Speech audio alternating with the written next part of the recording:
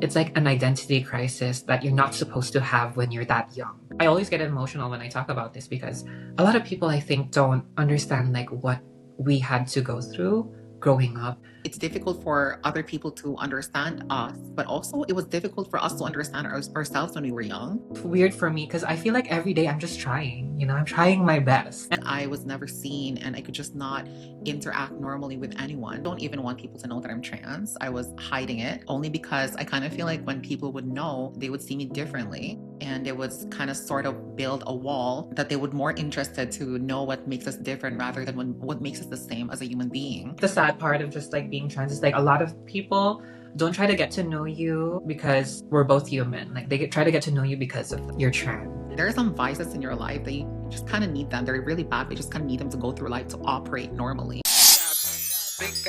Big God, SpongeBob. Hey guys, for those who are watching and listening to this, I do have Anne Santiago. Anne is a Filipina immigrant living in New York, balancing a demanding job as a med tech. Am I right? Yes, you're right. And of course, you met on social media. So you're in this journey of also building a creative online space through cooking, which for me is like actually very interesting because I never saw a trans girl online making videos and doing self-care. And then you have all these like funny videos and everyday vlogs, which for me is very diverse. Like, how did you come with this name? Honestly, like it just came out naturally. What I share online are the things that I love to do. Yeah. Initially, like I was just trying to post like random videos like of me looking pretty and whatever, but it really didn't feel like authentic. But then like when I started like posting like what I like, like cooking, going to raves, just like self-care, I feel like it felt more aligned with like my lifestyle because I feel like I don't know if I have a niche yet. Like it's like so hard to figure out. Like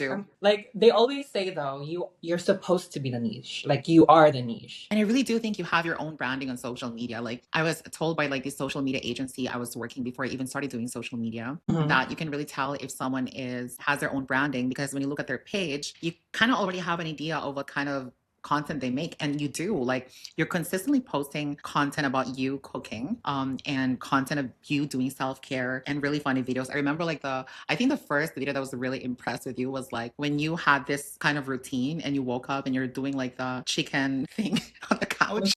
Oh yeah, my day in a life. That was just like a hook, like I just wanted to grab people's attention. That's why I did it. And for me, it was so funny. It was so funny and witty. For me, like whenever that I see your content, it feels like very lived in, soft and funny. And at the same time, it feels very real because I look at you like your content, it seems like you're just documenting your life, which exactly is what you're saying. So today I want to talk about creativity, survival, vulnerability, and making space for joy in a city that never slows down. Are you ready? I guess I can never be ready, So let's talk about first the variety of the content that you make. Your content isn't just one thing. It's cooking one day, self-care the next, and then a funny or a vulnerable moment. What's the creative process in this? I feel like it's so hard to answer because the only time I start creating is when I feel inspired. Because like I don't want it to feel like unnatural. I just want to like whatever I feel like doing. That's why like I'd be posting random videos online because like one day, like what you said, I'm cooking. One day I'm out partying, going to a rave.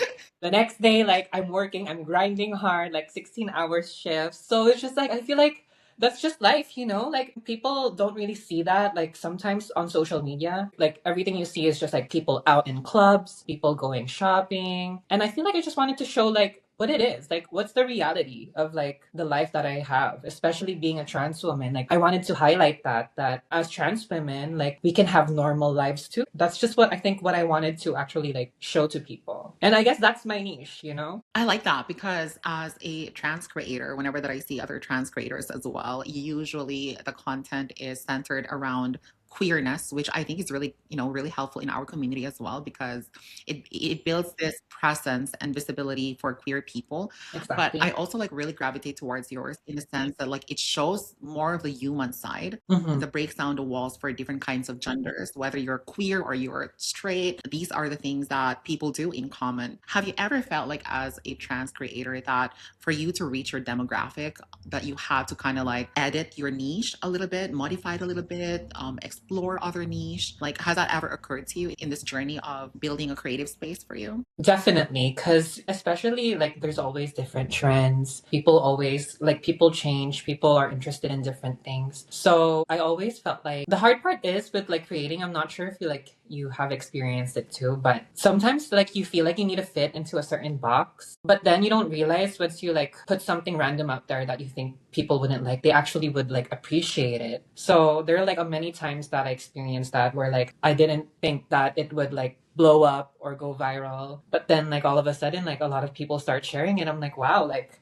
I didn't know like I could make that kind of impact, or I didn't know that people could relate to me, you know? What was that first content that you were skeptical if it's gonna be received well by audience? I don't know, I can think of so many. I think every video I post, I always think overthink.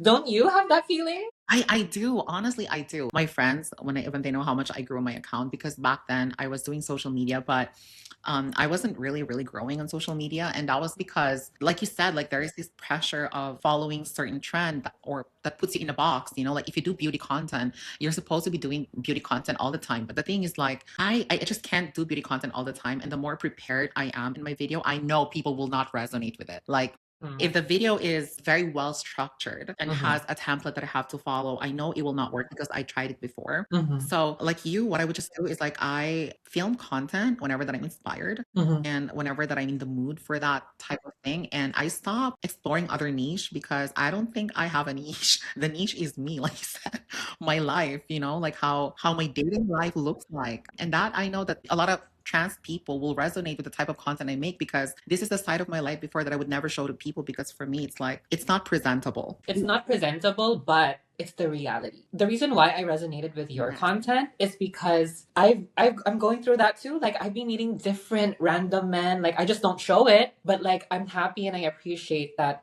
someone else on social media is showing that part of my life. So that's why I resonated with your content so well. Did you ever film something that was really hard for you to either produce because you really had a hard time that day? Realize later that that vulnerability definitely resonated to some people. For sure. Because, like, for example, sometimes I post my crying videos, and, like, I was so afraid before to show, like, be like that vulnerable on social media because, like, when you post, like, you're crying, like, people sometimes think, oh, like, she's just, like, seeking attention. Like, she's just, like, she would just wants more follows. But, like, it's not that. It's more so, like, I don't want to always show people the happy side of everything, like, all the glamorous, like, luxury lifestyle. Like, I also Yeah. want to show that I'm going through it too. Like we're going through life, we experience our like emotions, and that's okay. Like, and I don't think there's anything wrong with sharing that on social media. But I got a lot of backlash from it. Why are you crying?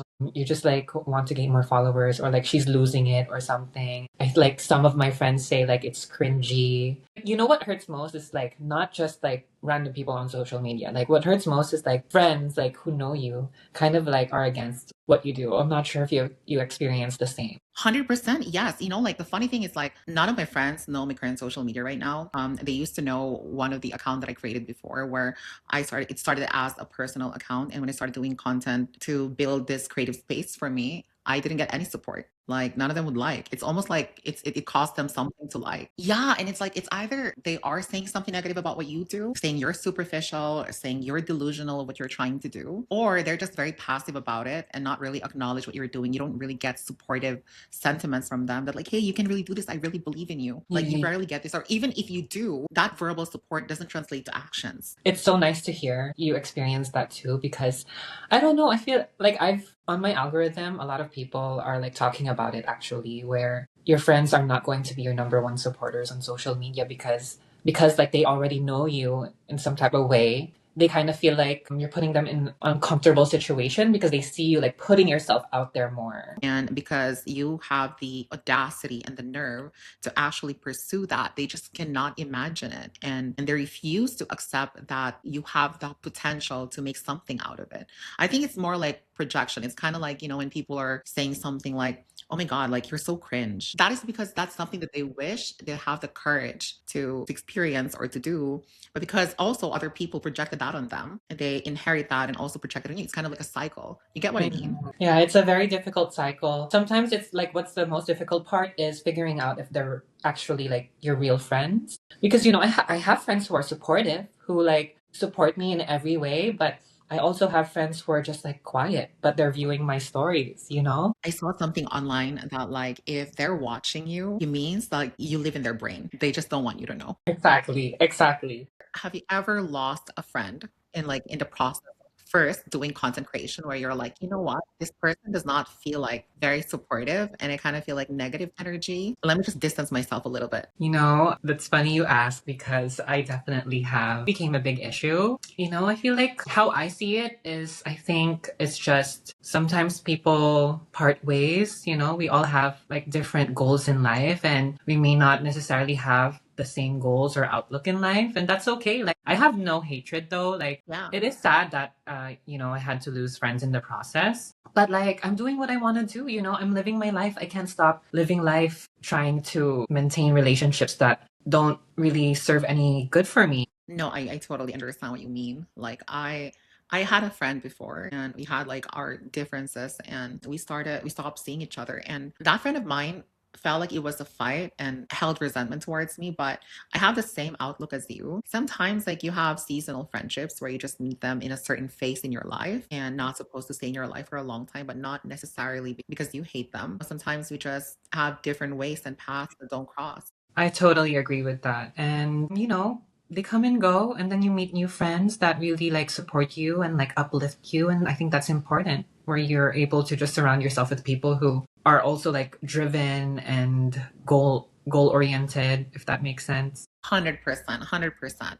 Now, talking about your social media presence, obviously, like you look really beautiful, and the type of content you make really represents like this New Yorker girl, career driven, someone who cooks, and someone vulnerable, someone who takes care of herself. So I'm pretty sure like you're gaining attraction from men. How is that? How is that experience? For sure. Like, oh my God, the amount of DMs I've had, so much attraction from men. And it's just like, it's crazy because I'm not sure how to respond to it, honestly. Like, I don't just want to be like a figure of like, how like trans women are like perceived as like, only like just sexy, like sex toys or like a fetish or something. Like, I don't want to because that's the attraction that I'm getting. And I'm not sure if I should be happy about it. Like, I guess I am because they appreciate my beauty. But at the same time, like, I also wish like I could also relate to like normal people, other women too, because I think that's important. Like, we can't just keep on like presenting ourselves in a certain way because we're trans. I have a cis friend who I met when I was in Bali. And back then, I told her that I really hate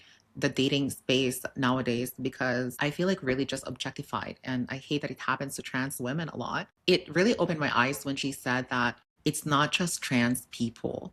Trust me. I'm a normal girl, like I'm a biological woman. If you open my Tinder and my Bumble, a lot of sexual messages and a lot of messages of like, let's stay a night with me, Netflix and chill. Are you crazy? So I think it's just men being men, Yeah. unfortunately. Mm-hmm.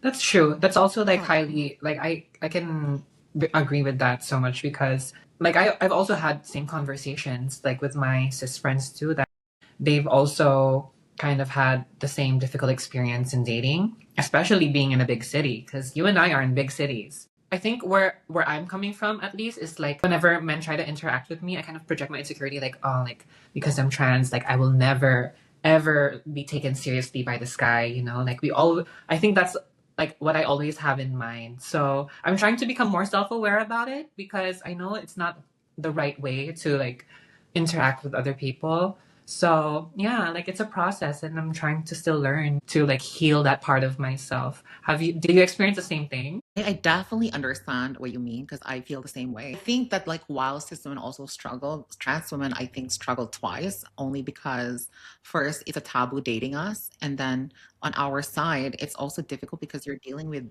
gender dysphoria and body dysmorphia on top of that, and you're just also discovering your womanhood. It's not like we were born women that like when we were in high school we pretty much have explored a little bit of dating, but because we're too late in that department, we're kind of like toddlers in the dating scene. Mhm.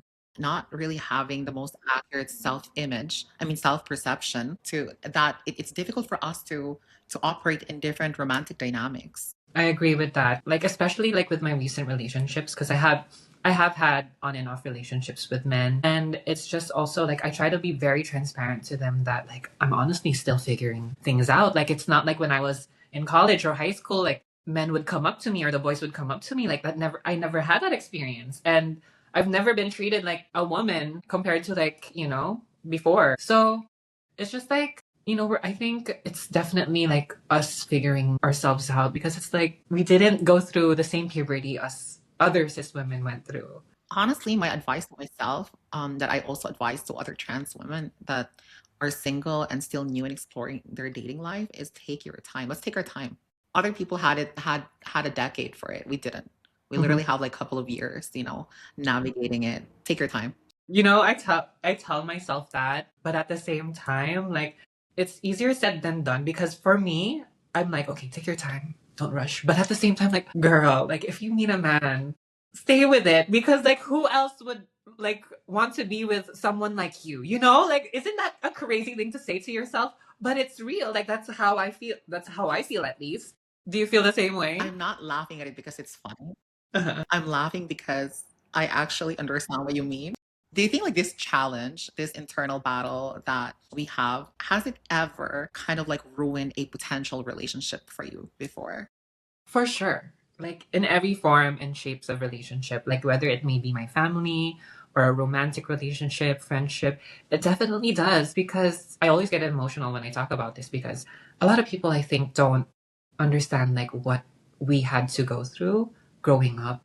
It's like an identity crisis that you're not supposed to have when you're that young, you know? And it's sad because like, growing up, I think when I at least with all of my trans friends too, there like our experiences growing up is we feel like it's so impossible for people to understand what we're feeling inside and it's just like it's a painful feeling to have growing up and then like the struggle and then you bring that when you're like an adult and try to like keep it all together but then when you try to you create relationships with other people it like really affects like the dynamic of everything if that makes sense. It does, definitely, definitely, because you have all these, I would say, I wouldn't use the word collected, but more like compiled, contradictory feelings about yourself when you were young. I mean, like, it's difficult for other people to understand us, but also it was difficult for us to understand ourselves when we were young. Mm. We didn't understand ourselves. And at least for me, as a trans woman, like when I was young, it created self hatred because I blamed my transness. And at the time, yeah, I didn't even know it was transness. I just knew I was different than the Mhm. rest of my class. And I blamed that aspect of me for feeling so isolated, for feeling like I was never seen and I could just not interact normally with anyone. I don't know if it's the same with you, but it was the Yeah. experience I had when I was growing up. No, honestly, like it felt like I couldn't relate to any of my friends. It's so sad. That's why like I feel like being visible on social media is very important for us. And like that's why I start creating and start showing my life more. Just so that to get just kind of like that normal feeling that oh, other people can still relate to me even though like I'm trans, you know? So Yes. In your journey of becoming who you are physically and mentally, was there kind of like a pressure for you to camouflage with cis people or about, like cisgender people? Because for me, there was a phase in my life that I was like, I don't even want people to know that I'm trans. I was hiding it only because I kind of feel like when people would know, they would see me differently. And it was kind of sort of build a wall that they would more interested to know what makes us different rather than what makes us the same as a human being. yeah, Did you yes. have that pressure? For definitely for sure. How was it? Up to now I still have that pressure and it's like I honestly still figuring it out. I'm not sure how it is for you. Like do you like present to other people right away that you're trans or like do you not care? Like how is your interaction? Like I'm just like curious to see how. I'm still new to kind of like this way of living that I want to be shameless about my identity, but at the same time, I am very picky of the environment that I'm in, that I can really be true about who I am. Because the thing is, you don't owe everyone your truth. That's one thing. And secondly, your safety matters to you, whether if it's a safety from any physical violence, or it could be just, for your mental health. So I am not walking around the streets saying that, hey, look at me, I'm trans. But like, I think I've come to a place that if I get clocked, I really wouldn't care, and I honestly would take it as a compliment because I have a story about that. But anyways, if someone would clock me, I feel like I have self-destructive thoughts whenever that I get clocked. Like, oh my God, I'm not passing enough. I look like a man. Mhm. But like now I'm in this headspace of like, oh, you clock me means I'm that girl. And I think one of the reasons why I have that feeling now is because one time I was out clubbing with this Vietnamese French girl, and she's a very diva cunt. Oh my God, she's like a living Barbie. And Mhm. we went to a club together, and one of the guys, no, actually, one of the girls came to both of us, and because she looks Asian, and here in France, I don't know in the US, but here in France, if you're Asian and you look really attractive, they clock you. They're like, oh, that's a lady boy, that's like a Yes. trans. And this guy came to us and asked her, do you have a dick? And I remember us laughing. Damn, why wasn't it me? I mean, you asked the wrong girl. But that's when I kind of realized that if you get clocked, it's because you're just that cunt. You're just that diva. So if someone Period. clocks me, I'm like, I'm just that Period. girl. Yeah, for sure. For sure. Actually, that's so Because true because a lot of people would like argue that trans women are like definitely more because like you know why? Because we take care of ourselves more. Like we want to present ourselves like more feminine, like we move in a certain way. And like when people see that, they're like, wow, why is this like different? Like why is she so beautiful? There must be something, like and I can agree with you. Like I have had my moments like that. for me, I don't know about other trans men. I don't know about you, but like for me, the reason like I really care about how I present myself, it's also because of my gender dysphoria. That like I want to look at myself in the mirror and see the woman that I see myself inside. So it's kind of like for me, it's sad that it's coming from that, but I'm Mhm. happy with the output. I'm happy with the result. Yeah. But like honestly, yeah, just like going back to the question, like, have I ever felt like the need to hide that I'm trans? Like all the time, honestly, because you really need to choose the people who you like share like your life with, I guess, because like being trans is like my whole life. And you really need to be careful like who you let in. And like that just applies like not just like with men, but also with other people because sometimes there are people who are conservative and they probably wouldn't accept you at like compared to other people who are liberal. I definitely resonate with that. Did you ever have an experience before where like you opened up to a new friend or potentially a friend, and when they knew that you're trans, you just didn't like how they received it, or you kind of feel like there's a switch in the energy? For sure, you can definitely feel the energy right away when it shifts, where like all they're curious about is like what you have down there, what surgeries have you gotten, like they never like this is like the sad part of just like being trans is like a lot of people don't try to get to know you because we're both human. Like try to get to know you because of you're trans. I hate that, but that's the reality we're in and like we just like need to figure it out as a community how to support each other and to like be more visible and fight for like who we are. I really hate that question, especially if it's coming from a woman. And I think it's because like if it's coming from a woman, for me, it's because you're measuring my womanhood. And that's the only reason why you're asking. Unless we're super close friends and there is a purpose why you're asking. I take it Yeah. as an offensive question It's of what very happened to me in my offensive. life. I It's can, like, yeah. To any of why y'all do you want to cis know? women, if you guys are watching, do not ask that question. That's like not something that you're supposed to ask. Like that's so personal. And like, why do you even want to know what we have down there? And I think what these most people don't realize is that for us, it's a very touchy subject because some trans women are still having a hard time trying to figure out whether they want to have the gender affirmation surgery or they want to have it, but they can't have it because of the lack of resources. Mhm. And some just made peace with the fact that they don't want to have it, but at the same time, it's also kind of like a touchy subject in the trans community because some would be like, well, if you don't want to have it, then maybe you're not really trans. So it's like it is definitely a very hard or a touchy subject because I think like a lot of people just measure our like womanhood because of that. And like even I would feel like so awkward to ask my trans sister if they've what surgeries have they've gotten. Like I don't like because I know the feeling of not having any surgeries. Like I've been through it. And at that point I was a totally different person. I was so insecure of myself. If I go back to that person and like I try to like remember if I was asked that question, would I feel offended? And then like yes, like I would feel offended. Like I would feel like small. I would belittle myself and feel insecure because no, I haven't had any surgeries yet. So now that like I was able to get certain surgeries and like I feel more confident and feel more happy and like more mindful on how I communicate with other trans women as well, if that makes sense for you. It does make sense. And quite honestly, like unless like a person is opening the conversation about their surgery, even from trans woman to another trans woman, it's not something that you really want to discuss with them because while some people didn't have anything done, on the other opposite side of the spectrum, some people don't want to say what they have done. And probably because it's some parts of them that they feel really insecure about and they would feel vulnerable opening that subject. Mm-hmm. So I don't think like you should really initiate that conversation, honestly. Like unless they're openly saying about it and they initiated a conversation, like, hey, I've done this, I've done that, or I think it's just that topic that like you can only discuss it if necessary, and necessary meaning it helps anyone rather than kind of like out of curiosity.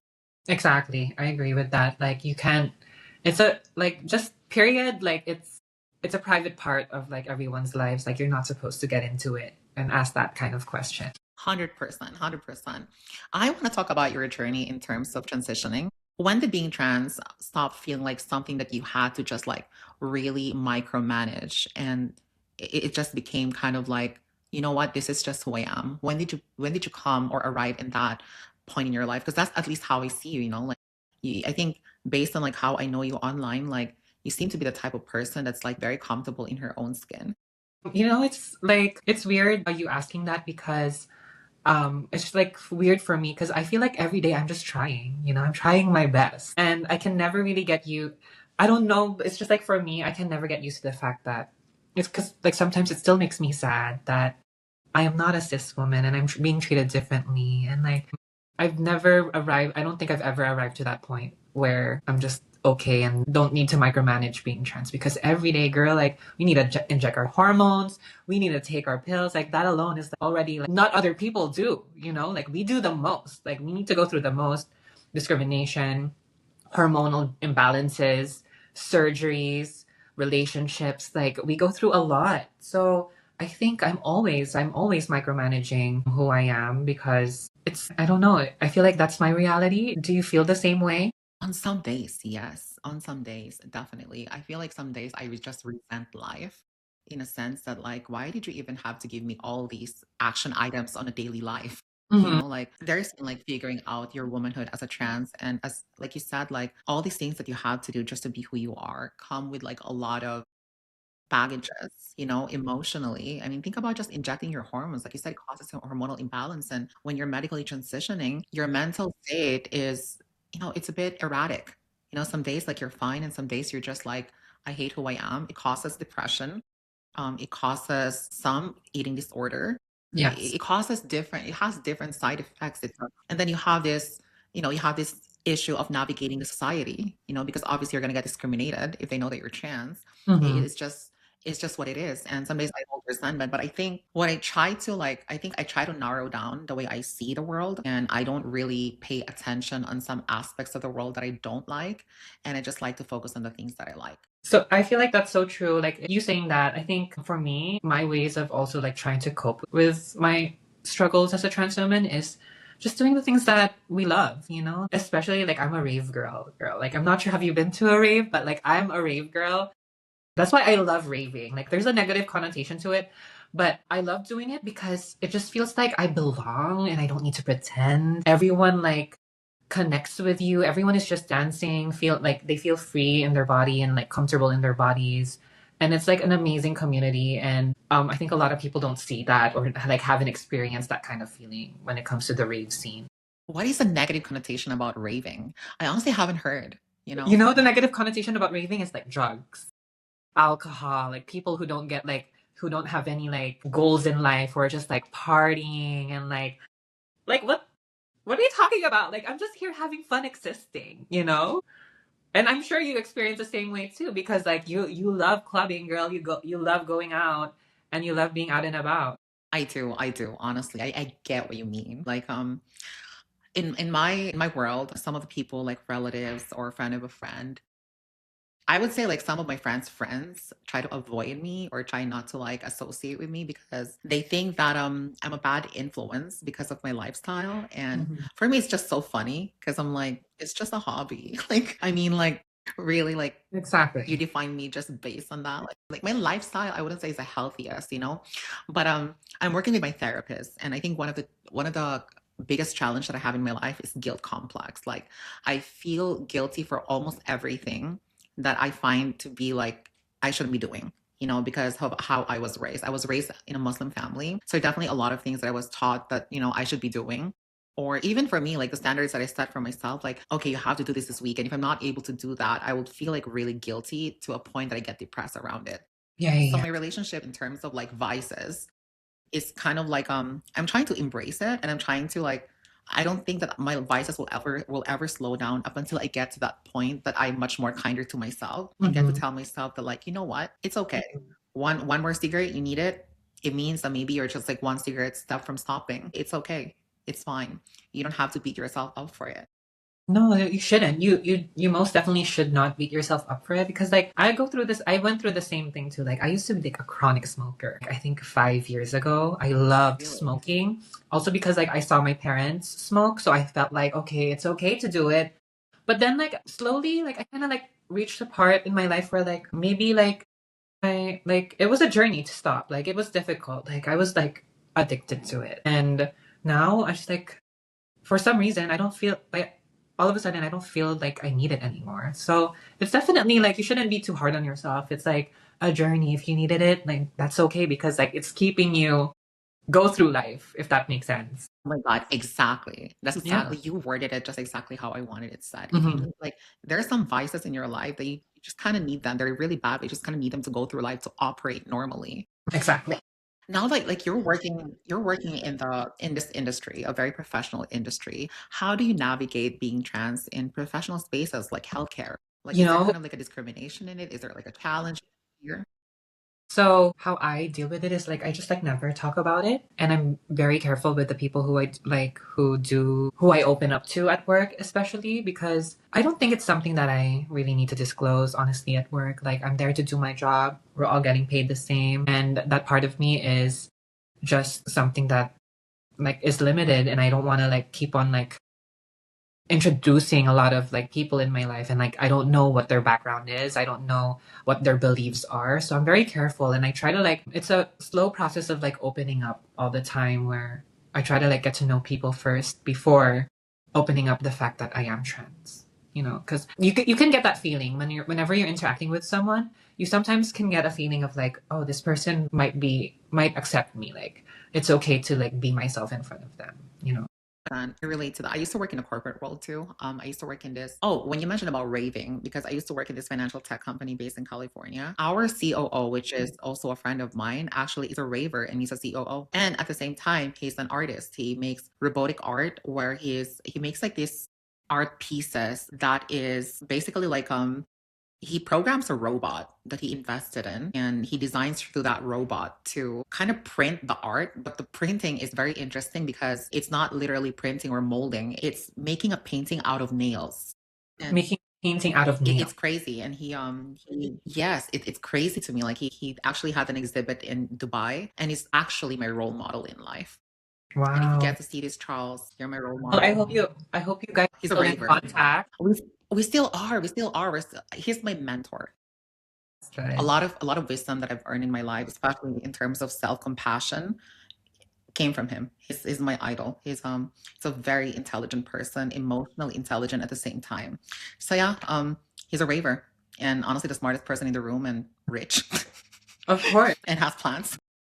This It's nice to hear that because being a raver like always has negative connotations. Oh my gosh, like you know how like back home in the Philippines people are very conservative about things like that, like going out and like yeah. the rave scene partying and I think like I get like a lot of negative opinions all the time when it comes to it. I know people are not talking about it, but like I know that they're thinking about it. Like this girl is like all she does is like party, drugs, or whatever. Like that's all she does. Like and like, but like, hello, I'm also living my life. I'm like a healthcare professional.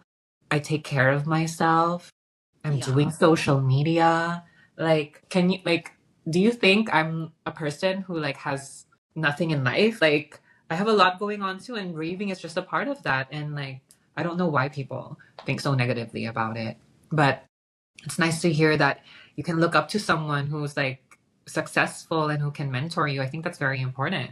It's really important to have a mentor. And honestly, like for me, I really prefer learning from people who see the world very differently. And the reason behind it is because they offer very interesting perspectives I've never explored myself. And Hmm. sometimes it opens your mind more.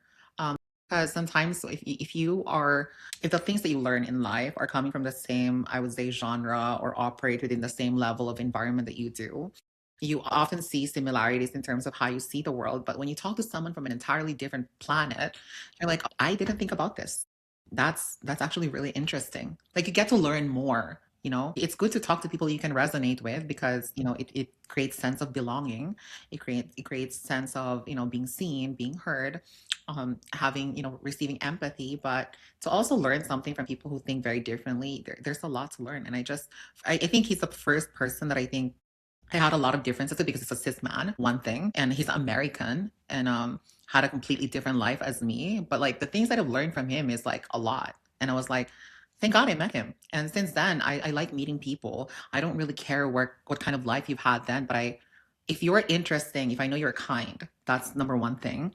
And I know that you are determined to get wherever you want to be. I want to talk to you. I want to know something about you and how you view the world because I'm pretty sure you're going to add value to my life. Don't you find it hard though that so like as you said, that's how your outlook in life is, like being able to just connect with people who can give meaning to your life or who can like add to your life or who can like give you wisdom. Don't you find it hard to interact like in terms of trying to like is this person being genuine to me because like I'm trans, like I hope like they don't it's hard. Like don't you feel that way?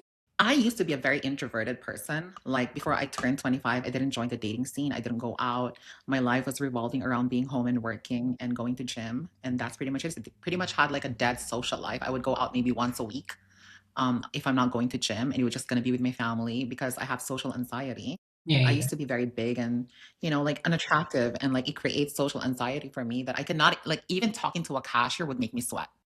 When you go to a mall and you have to line up, and the moment that they looked at me, I would sweat. So I remember like I had to meet friends of mine and I puked because of social anxiety because he didn't tell me there were going to be more than 20 people handshaking me, and I puked in the bathroom because of my anxiety. But I traveled when I turned 25 after the pandemic, and it forced me to socialize with different kind of people because when you're traveling alone, I mean, like you're gonna need some help at some point. Like you're gonna Exactly. have some social life at some point. It forced me. But I had a date before and he taught me something. This guy, we friend zone each other because we enjoyed each other's company a lot. That we were just like, you know what, let's just stay friends because we're gonna be here for a bit, for a while. So let's just be friends. Uh-huh. I told him that. Then he was like, you know what? I feel the same. And I told him, like, I have a fear of talking to people and I have a fear of socializing. And he said that, like, the reason why you feel this way, and this is just my opinion, it's because when you talk to people, you're not really talking to people. You're just putting yourself in an environment where everything is magnified towards you. So for you not to feel this way, when you're talking to people, actually talk to them. Listen to them and stop worrying what they think about you, but like actually pay attention to what they're saying and make a conversation about them, and it will ease your worries and anxiety and make you realize like this conversation is actually a communication where you take their information and you pay attention to it, and that should really be your focus. Actually, like I can agree to that 100% because I honestly like sometimes guys like give good advice. The guy I'm dating right now, like I Yeah. opened up to him and like, he knows like what makes me anxious and everything. So he kind of gave the same advice where like I think you need to zoom out because maybe you growing up, everyone was just like focused on like you being so different and like you had to like kind of you kind of had to like go through like a difficult phase where you're trying to please people because you don't want them to think that because you're trans you're different or you're like in some type of way not valid as a person. He keeps on like telling me like I need to zoom out and like just really like don't think what other people might think about you. And same like I apply that on social media as well. Like And it's like, it changed my life, honestly, like that kind of perspective that I have in life now, where like I just put myself out there. Like, what the fuck? Like, I don't care whatever they have to say or whatever they have to think about me. Like, this is just me and I'm being authentic. And I think that's like the most beautiful thing I do and like what you do as well. I never really compared myself with anyone. I stopped comparing myself since I've read a book, and I highly recommend it. It's called The Courage to Be Disliked. And it's not, I thought getting into that book that it was really going to be about like, like being a bitch or like, having this courage of being disliked, but it wasn't. It was it's a very controversial book for me because it explores a lot of Adlerian psychology. Anyways, one of the lines there was that in Adlerian psychology, you don't really look at the relationship, any type of relationship, whether if it's a professional relationship, if it's a relationship you have with your parents, as a vertical relationship where someone is higher and someone is lower, because it creates comparison. It can create superiority complex, which can also create inferiority complex. And that set of comparison can really be your downfall at the same time, because whether you feel more superior than other people, if you think that way, you would also feel inferior towards other people that represent something that triggers you. So I stopped comparing myself. I wouldn't say never, but I kind of stopped comparing myself to other people. The moment like I feel like that, I police myself. I think of like, that's why like I'm very supportive of other trans women, because I don't really see anyone my competition. This is because life is not a competition really. Like everyone has their own lane, and not only everyone has their own lane, but we also have different sets of purposes and destinations. So it's not like we're heading towards one destination. We're gonna have to fight each other. We have our very unique different destinations. Like for instance, you could probably is destined to a certain life that's never going to be mine. It's not set for mine. Like who knows? Like you're going to be married to a different person. You're going to be with a different person. I'm going to be with a different person. It's going to be a different life for both of us. So what's the point? Yes, exactly. No, I 100% agree to that. I also never see anyone as my competition. I think the competition that I only have is myself.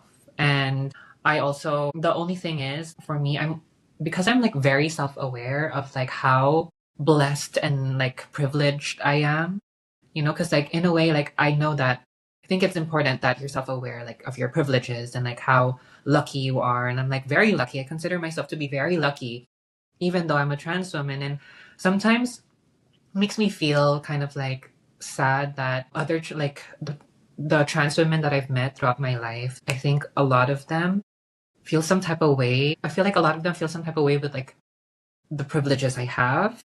And I never really try to make them feel bad about themselves. Like if anything, I want to see them happy. I want to see them like achieving things in life as well as how I am achieving things in life. And it's just like it's hard because I feel bad that other trans women need to feel that way, like kind of like insecure and belittle themselves. Meanwhile, they can like invest their energy into just creating a beautiful life for themselves as well. I used to have kind of like, I wouldn't say resentment is the word, but more like a trauma, I would say, from like my experiences as well with other trans women. Because in my experience, I never really had the early support that much. It was a very limited support.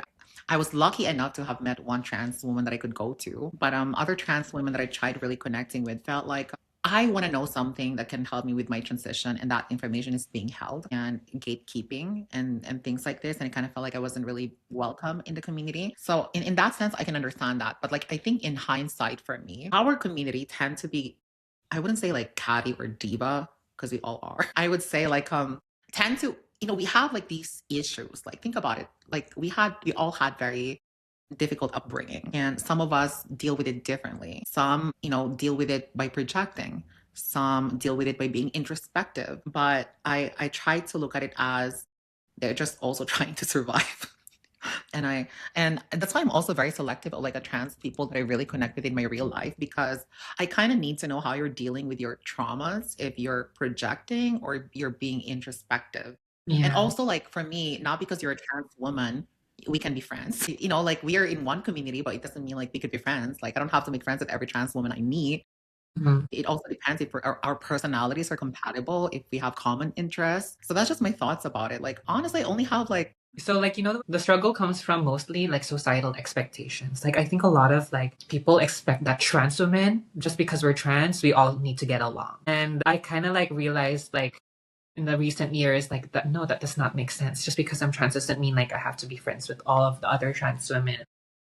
Like we're all different people and we all have Yeah. different ways of dealing with life, and you can't just impose that on trans women. So I think that's the only thing that makes it difficult. Like you try to be you try to connect with other trans women, but at the same time, please like don't expect me to like also connect fully with that person, you know? I feel the same. And honestly, if I have met like whenever that I meet like other trans women who are asking for questions, I would help them as much as I can. But doesn't mean I'm helping you. Like we have to get along for a long time, you know, because I'm here for the community building in terms of like helping other trans women in any way that I can. I don't have to be friends with all of you.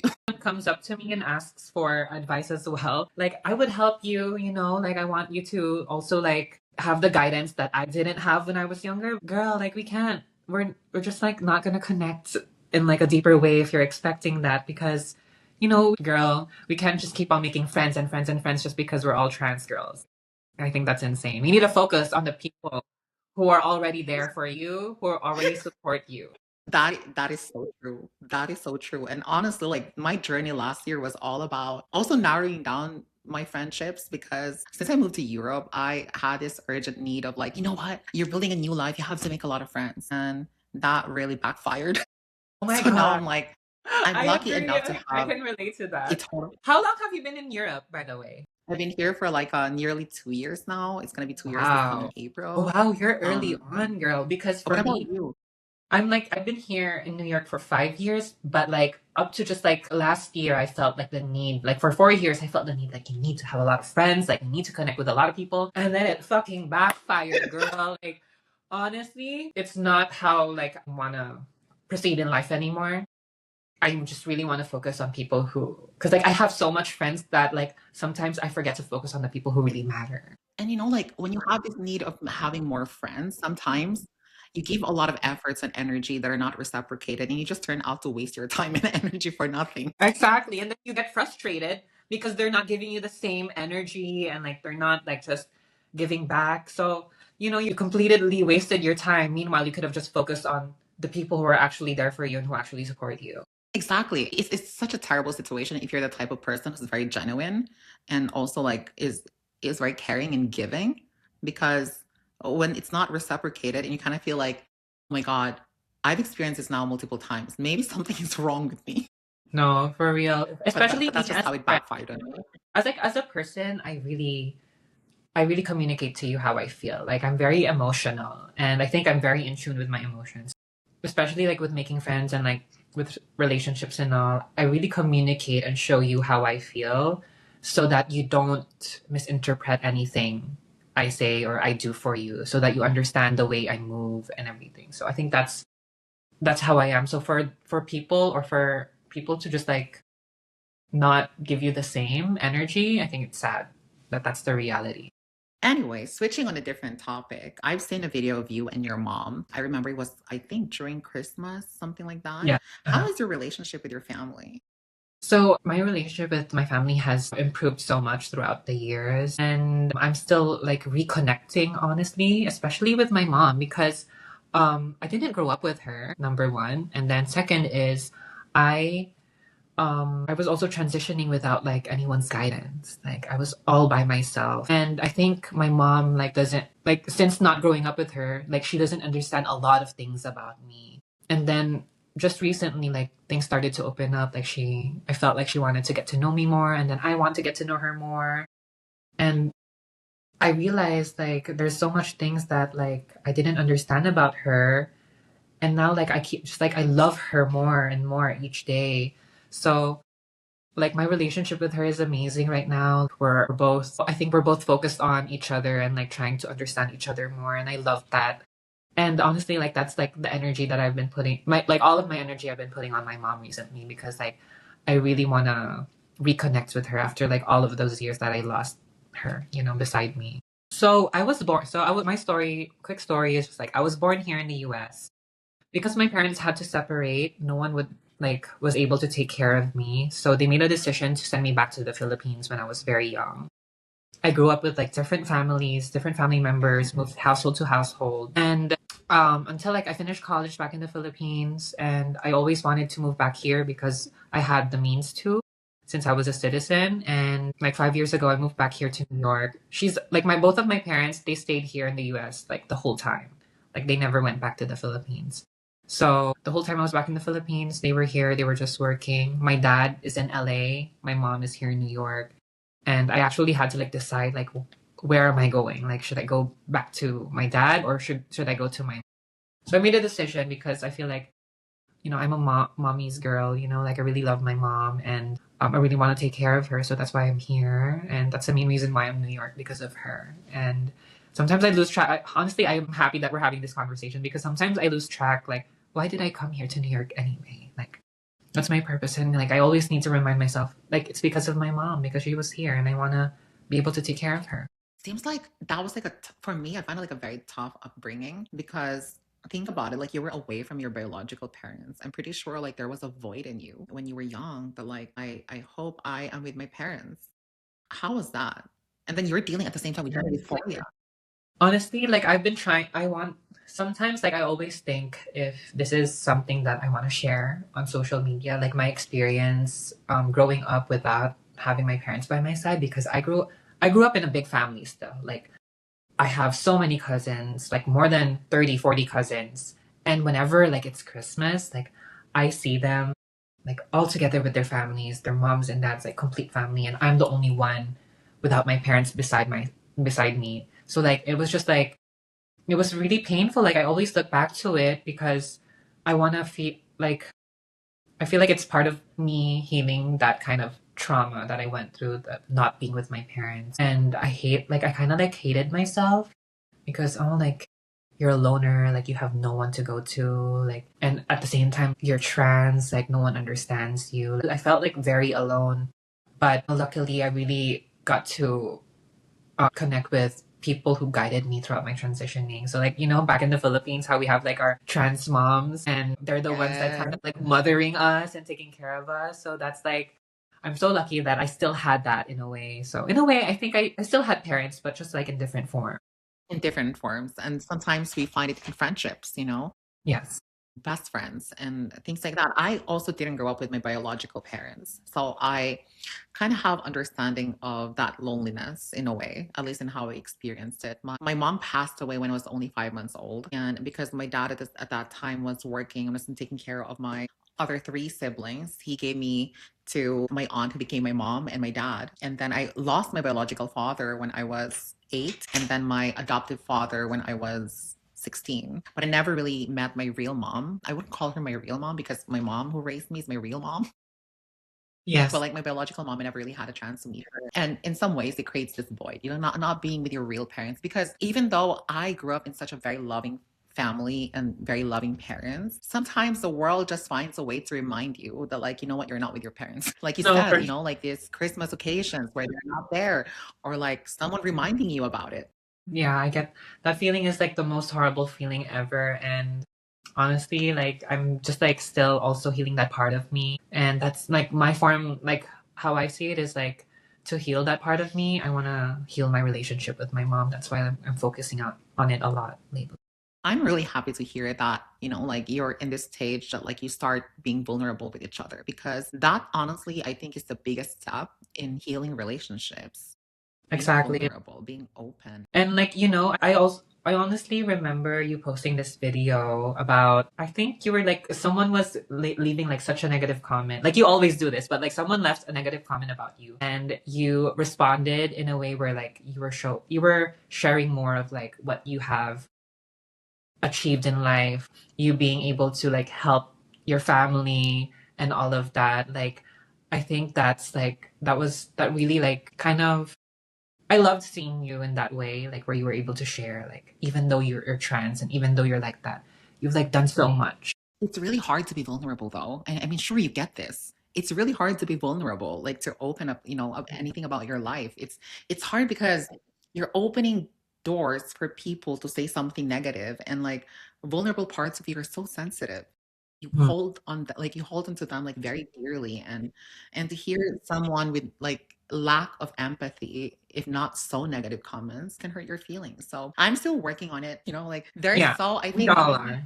I like that I started in a sense.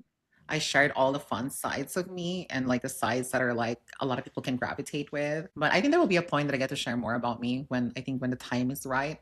Mm-hmm. Like you know, it's a process. It's not easy to be that open to many people you don't know. Exactly. No, it's definitely a process. Even me, like, so how I go about it, if it feels good, okay, I'll share it. But if it doesn't, I'll keep it to myself first. So, like, there are a lot of things that I've shared on social media where Yes. I wasn't really exactly ready to share before, but now I am. So it's like, we're slowly getting into it. And I think that's just like the journey of it all. I think that like at some point I will see a long video of you, hopefully, like, welcoming us more in your life, like what your life is really like. Because at first I was so surprised that like of your background. Like I felt like you've been living in New York for a long time and like hearing stories like this and hearing all your insecurities. Because I remember like the first time I landed on your page, I was like, oh my God, this girl is just that confident. Like she has it all. But that's why you can't trust social media. Yeah. Hearing That's these why, like, layers I of hate you, it's people or seeing take these your layers of you. social media so seriously. Same, same. And honestly, I should really not take it that seriously because even me, like, I would say I only share 5% of my life. Mm-hmm. It's that low. That's your niche though, and that's how like people like resonated with you, and that's why like you have so much following now, you know. I think like honestly, like I love your content. Like it's so entertaining and it's so real, it's so raw, and like I don't know, for some reason, for me at least, it feels real for me because that's how my experience is as a trans woman, like just going out and meeting random guys. Yes, I think I like that type of content as well, like making it because first, it doesn't require whole production. You really just like documenting what's currently happening. You don't need angles for it. It's not like, is the lighting good? Like you don't have that. So like I don't have to worry about it. Uh-huh. Have you like ever thought of trying to? Have you ever thought of trying to change your niche in a way, or kind of like open up more on social media? Yeah. Percent. Like I received many messages, which I didn't expect from other trans women thanking me for the type of content that I make. And one of the messages I got was like, "Oh, thank you so much for like posting stuff like this because I honestly feel so hopeless about my dating life. Because I never really, went on a date and I kind of feel like so unattractive. And I, like thanking me for stuff that I do, or like someone saying like, oh, thank you for like, posting some stuff of you like being in a club. And because this is from like this follower of mine from Germany saying that like I lost my confidence going to clubs because I kind of feel like as a trans woman, it's not like really a welcoming space for me. And like now I kind of feel like with your video, I'm very tempted to go back to clubbing again. And I know like very simple things or like, thank you for sharing like, the type of milestones that you've had as someone who grew up really poor like you. And I've even received a message from a, non-queer person. And I just realized like whether I like it or not, my platform is somewhat becoming bigger than I thought it was because it was honestly just like for fun. Mm-hmm. And it's not really changing the niche, but like I guess expanding it. And hopefully, in the near future, something's coming up. I'm working on some like really exciting projects that I think can really help the community. That I think is something that I've envisioned for my 2026. When I made my vision board for 2026, I said that like I've received a lot of hates, but also a lot of love online. And I want to return the same love for the community because if it wasn't for the community, I do this full time now. And I wouldn't have been able to sustain my decision to quit my job to pursue social media and do crazy things, like OnlyFans and stuff like that, if it wasn't for the support of my own community. Yes. And time to give back. And honestly, it's a very good feeling. Did you ever get that kind of message? Because for me, it's very, I don't know, like, it's like, oh my God, I didn't know, like, I just impacted someone's life positively, even just for a second. That's No, crazy. for sure. I have gotten messages like that, and that's actually what keeps me going because no matter like I get so much hate, but like honestly, what's really stands out are like the trans women like messaging me. Like I have trans women back from the Philippines who are very young, and then they're actually like they actually look up to me. They tell me like, "Oh my goodness, like I hope like I'm a nurse studying here in the Philippines. Like I hope I can like achieve my dream life like you in New York." And like, "Oh my God, like I never like starting social media, I never thought that I would like impact people's lives like that." And I'm glad that I'm giving them hope. And that was the goal all along, honestly, because I needed, when I was young, I needed to look up to someone and I wanted to see someone achieving and like see someone thriving, regardless if they're trans. And like being that kind of image for someone else, kind of like it's fulfilling to know that you impact people's lives like that in a certain way, especially younger kids who really need all like the resources and support and motivation they need. Yeah, and it must be really healing for you too, because probably had this child in you that you wished like, that you had that level of presence and support and inspiration as well. Mhm. And I think in some type of way, it's also healing your inner child. Definitely, it's definitely healing my inner child, and I'm like just so thankful that I'm able to do it. But and I do it for like honestly, I do it because I love doing it. Like I'm not even making money out of it, honestly. Just a little bit, but not enough to sustain my lifestyle. But like what I think about is like I want to build an identity, a brand before anything else, like because I think that's important for people to kind of relate to me, and then the money will come later. Like I have like a stable job. Like I don't really need the money to be honest, but I love being able to create and share my life with people, and knowing that I'm impacting younger people's lives is like crazy to me. If you could talk to like your younger self back in grade school, what would you have told her in terms of like, I think motivating that girl, that little girl, or inspiring that little girl to be more excited about the future? How would you paint the future? I think I would tell my younger self that be patient, I guess, because I think I remember like being so impatient and like being feeling so frustrated that I feel like I wouldn't make it in life. Like I wouldn't be able to get the surgeries that I wanted. I wouldn't be able to get the life that I wanted. I wouldn't be able to live in the dream apartment that I wanted. But now like I have it all, and like I really worked hard for it, and like I just like feel like I would have told my younger self that you need to be patient and you're gonna get what you want in life because you're determined and you're strong, and and I think that's just like what I really want to like. That's the same message that I want to give to other trans women. Like they don't need to look down on themselves because they're trans. Like they can achieve anything just as the same as like what cis people can achieve in life. 100%, 100%. And you're definitely living the dream, like you're living in New York, you're I doing always this get really lost in the successful while dream, looking like, honestly. I always get lost in the dream because looking like looking back, like I just once dreamed for this kind of like lifestyle. And then like now I have it. So like sometimes you get lost and you keep on like wanting more. So like now that's my one of my New Year's resolutions is to slow down. Like live your life, appreciate what you have right like what's so now. crazy is that I never thought I would ever live in Europe. I never thought about it. Close friends would always say, like, Sam, your life is like you're watching series that if you only skip 3, 4 episodes, you're completely lost because it moves too fast with so many plot twists and things. And I think it's because like I wouldn't call myself like I call myself reckless sometimes, but I think I'm more kind of like I'm too risk taker, like and I'm not really obedient or compliant in life structure. Like something could come up today and be like, you know what, that sounds enticing. Let me just move to Germany. I'm more of like that. I'm not really worried about the Oh, that's a future. good way.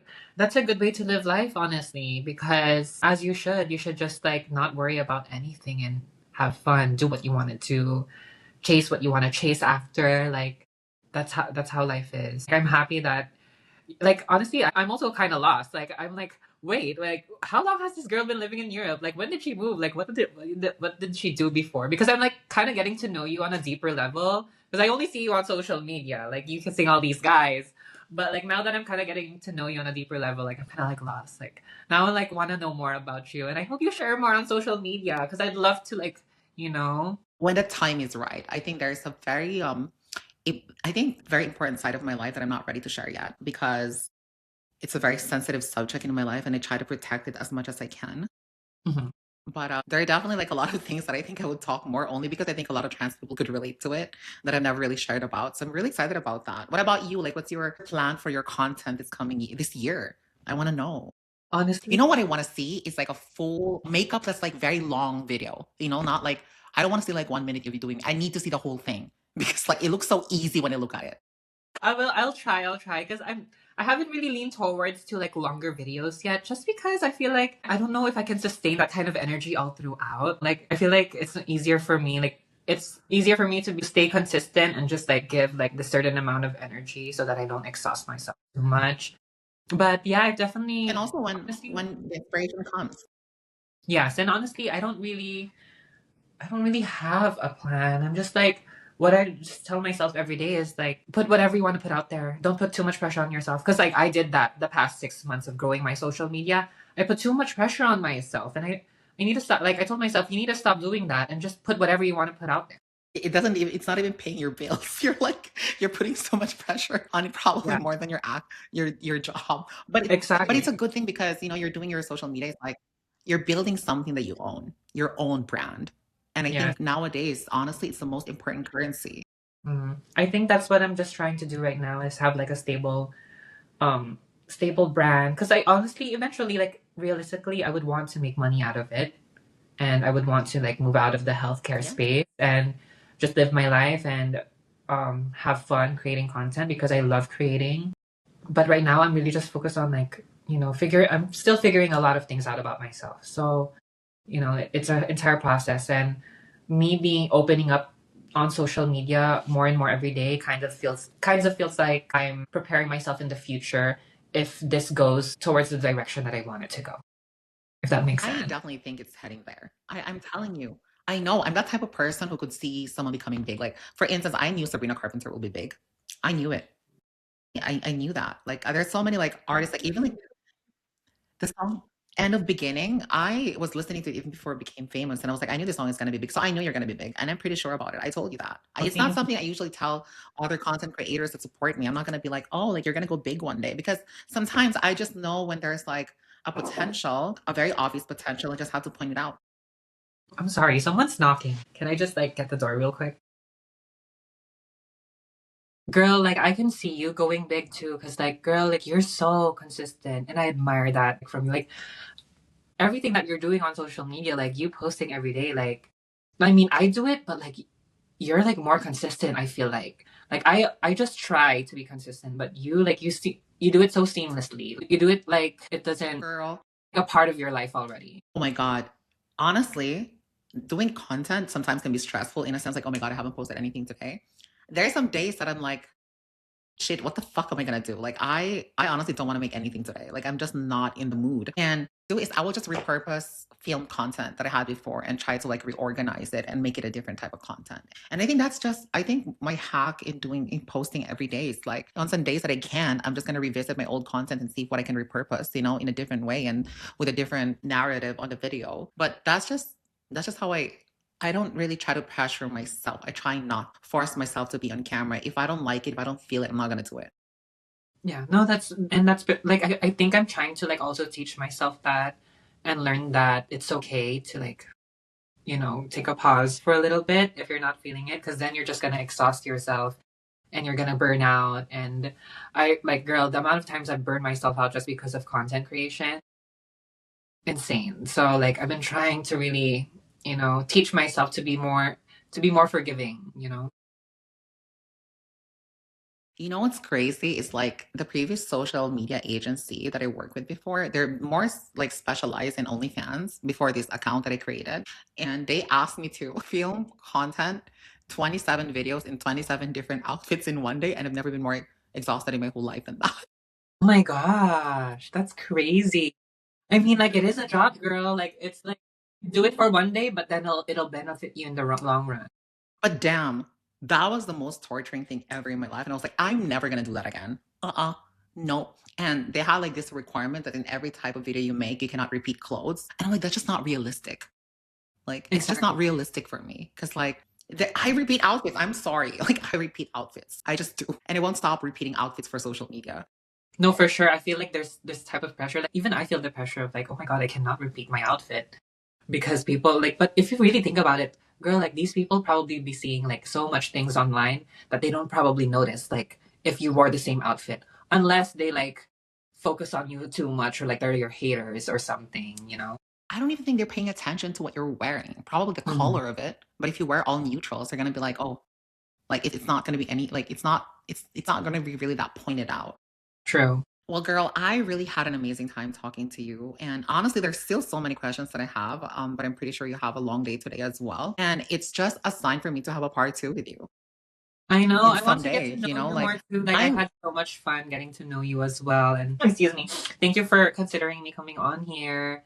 Like I really appreciate it. I'm And I'm so excited to it's have you crazy on here. that I'm just grateful that I was able to connect with someone like you through social media. I think that's like the whole part of social media. Like that's the main purpose of social media, to connect with people, not to just like show off or whatever. It's like the reason why social media is there is to connect. And I think that's like the most beautiful thing ever. And I appreciate you having this conversation. Like I love getting to know you and I want to get to know more about you. Me too, 100%. I can't wait. Like I'm done for the whole month of the podcasting, and once it's done editing and stuff like that, I'm gonna start posting. I'm gonna be so excited to post the content because my guest for this month is just people I never thought would say yes, like you.